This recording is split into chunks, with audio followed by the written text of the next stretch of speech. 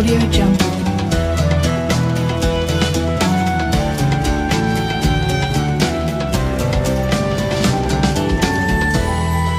Audio Jungle. Assalamualaikum warahmatullahi wabarakatuh. Al-Quran merupakan sumber hukum pertama dalam Islam. Sebelum hadis, Al-Quran diturunkan untuk menyempurnakan agama Islam melalui salah satu nabi yang mulia, Nabi Muhammad sallallahu alaihi wasallam. Oleh karena itu, memuliakan dengan membacanya dan mengamalkannya dalam sehari-hari merupakan suatu keharusan bagi umat Islam.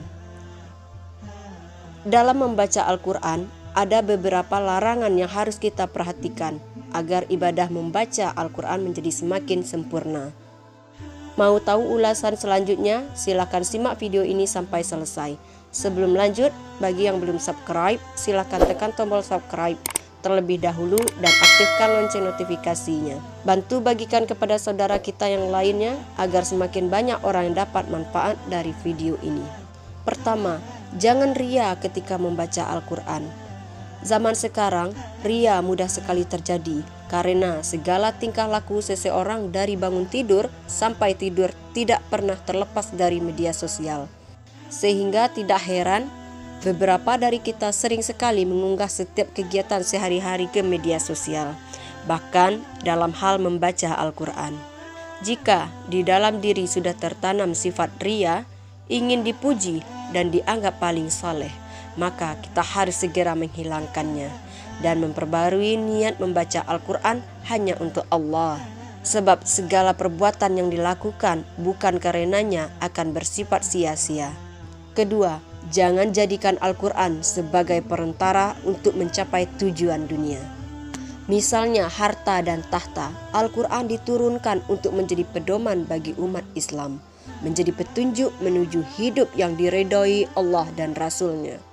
Ketiga, jangan makan dari Al-Quran. Maksudnya, Imam Ibnu Hajar Al-Asqalani menjelaskan dosa bagi orang-orang yang ria apabila membaca Al-Quran atau mencari makan dengan dalil Al-Quran, karena Al-Quran merupakan kalam Allah, sehingga siapapun yang membaca dan mengamalkannya harus karena Allah, bukan mengharap pujian atau semacamnya. Keempat, jangan meninggalkan Al-Quran. Meninggalkan Al-Quran bukan hanya dengan tidak membacanya, melainkan juga tidak mengamalkan makna yang terkandung dalam Al-Quran. Dalam kehidupan sehari-hari, jika kita jauh dari Al-Quran, secara tidak langsung kita pun jauh dari Allah dan hidup kita akan dipenuhi kegelisahan. Ada beberapa orang yang menghabiskan waktunya untuk membaca Al-Quran sehingga melupakan kewajiban yang lainnya, lupa belajar ilmu agama yang lain untuk memenuhi kebutuhan hidupnya.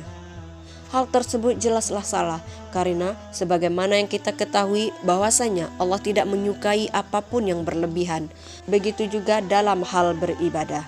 Semoga kita menjadi ahli Al-Quran, menjadikan Al-Quran petunjuk dalam kehidupan dan dijauhkan dari segala hal yang dapat menjauhkan kita dari Allah dan kalamnya. Amin.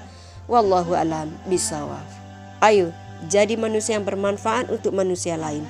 Sebaik-baik manusia adalah yang paling bermanfaat bagi manusia. Karena sesungguhnya ketika kita berbuat baik kepada orang lain, manfaatnya akan kembali kepada kita.